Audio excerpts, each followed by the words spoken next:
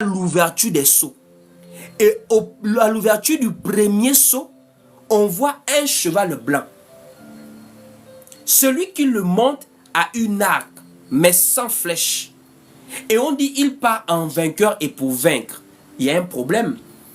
Il a une arc sans flèche. Or, la flèche, c'est même l'arme qui fait peur par rapport à l'arc. L'arc n'est qu'une partie de l'arme. Mais le véritable arme, c'est la flèche. Ou encore, l'arme que le Seigneur nous montre qu'on utilise, l'arme offensive du Seigneur, c'est la parole, qui est une épée à double tranchant. Puisque dans Apocalypse chapitre 19, on voit comment le Seigneur revient et une épée sort de sa bouche. Voici pourquoi beaucoup de gens sont perdus dans l'Apocalypse. Il y a 2 chevaux et 2 cavaliers blancs dans l'Apocalypse. Le cavalier de Apocalypse chapitre 6 et le cavalier de Apocalypse chapitre 19.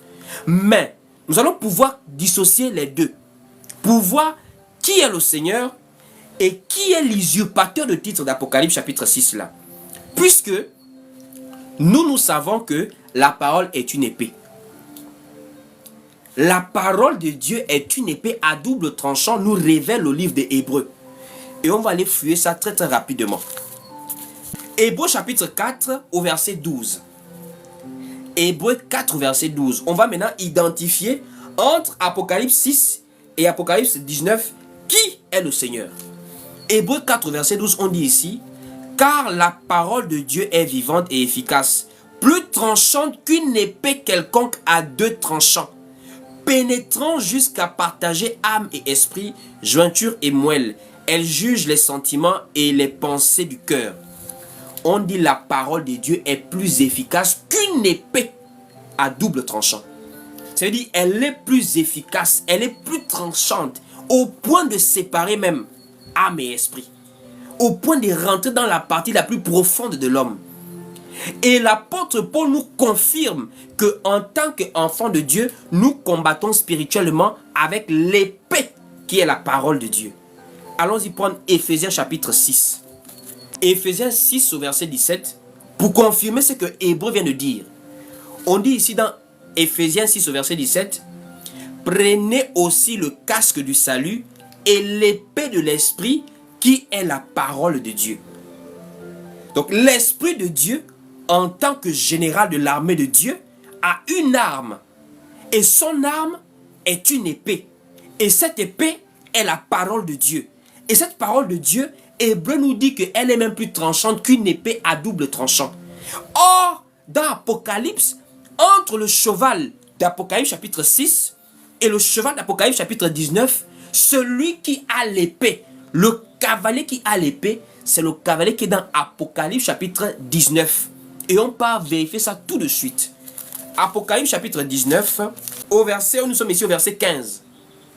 De la bouche de ce cavalier-là, on dit de sa bouche sortait une épée aiguë.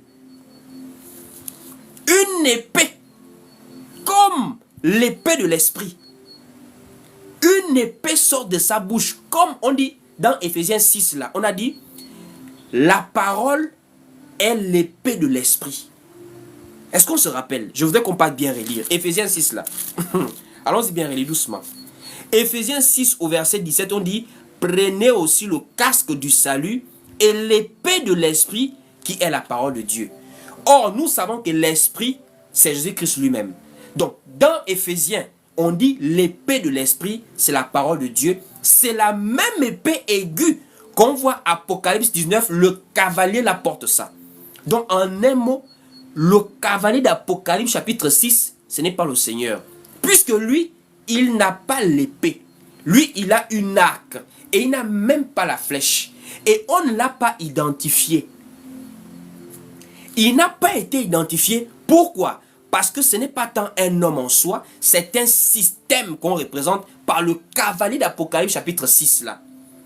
Le cavalier blanc là, pourquoi on ne l'a pas identifié? Or, dans le livre d'Apocalypse chapitre 19, on dit le cheval blanc là, celui qui le montre s'appelle fidèle et véritable. Or, celui qui est fidèle et véritable, c'est le Seigneur Jésus-Christ. Voici pourquoi on l'a identifié d'abord. Mais Apocalypse chapitre 6, on dit un cavalier blanc. Qui est-il? il n'est pas identifié parce que ce n'est pas la représentation d'un homme, c'est la représentation d'un système religieux qui sera mis en place pour pouvoir induire le peuple en erreur, pour pouvoir séduire le peuple. Voici pourquoi dans Matthieu chapitre 24, à partir du verset 4 à 5, Jésus vient répondre au peuple: prenez garde, que personne ne vous séduise. La séduction là va se manifester par un système qui va faire croire aux gens qu'ils représentent Dieu, alors que c'est la séduction du diable. Et cette séduction, Jésus fait comprendre de prendre garde à ce qu'on ne soit pas séduit par ça, parce que c'est un signe qui marque la fin du monde. Donc la fin du monde ici, pour comprendre le premier signe de la fin du monde, c'est le fait de voir la séduction venir sur la terre.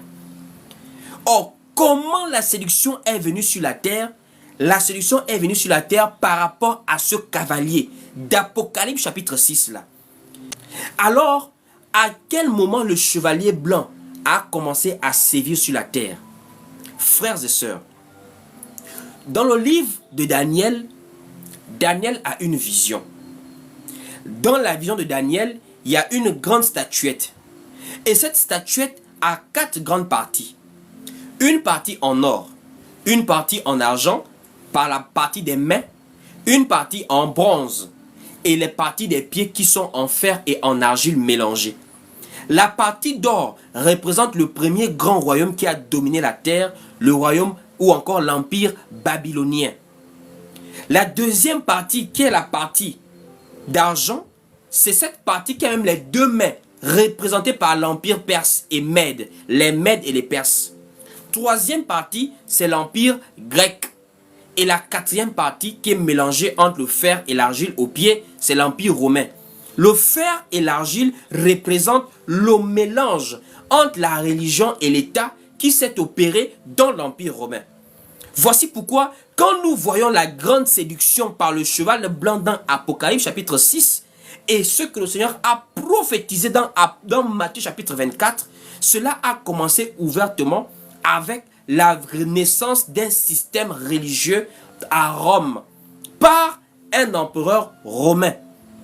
C'est là d'où on a commencé à avoir une institution qui représentait la maison de Dieu. Alors que la maison de Dieu n'est plus une maison physique, mais eux, ils ont fait d'une ville le lieu saint. Ils ont fait d'un système religieux la pratique qui amène vers Dieu. Alors qu'en réalité, cela était la séduction. Pourquoi? Parce que quand la politique s'est mêlée avec la religion, la Bible a été mise aux oubliettes. C'est maintenant des dogmes et des intérêts humains et politiques qui ont été introduits dans cette religion-là.